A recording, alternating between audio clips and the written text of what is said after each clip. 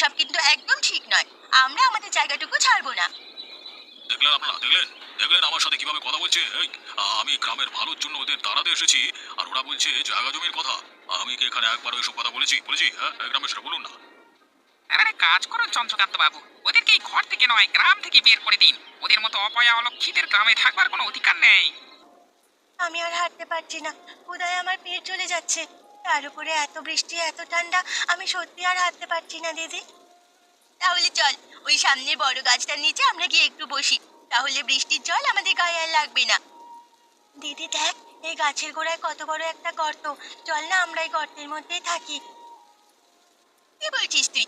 এই গর্তটা কিসের না কিসের সেটা তো আমরা জানি না। তার উপরে ঘন জঙ্গল, যে কোনো সময় বিপদ ঘটতে পারে। বিপদ যদি হতো তাহলে এতক্ষণে অবশ্যই হতো। এই গর্তের মধ্যে বিপদের মতো যদি কিছু থাকতো, তাহলে এতক্ষণে বেরিয়ে আমাদের উপরে হামলা করতো। তাহলে বলছি সেটার মধ্যে ঢুকতে?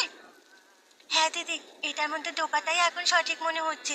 বাইরে প্রচন্ড ঝড় বৃষ্টি হচ্ছে।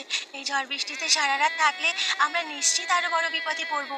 তার চেয়ে এই গর্তের মধ্যেই ঢুকে বসে থাকি। ঠিক আছে, তাহলে তাই চল।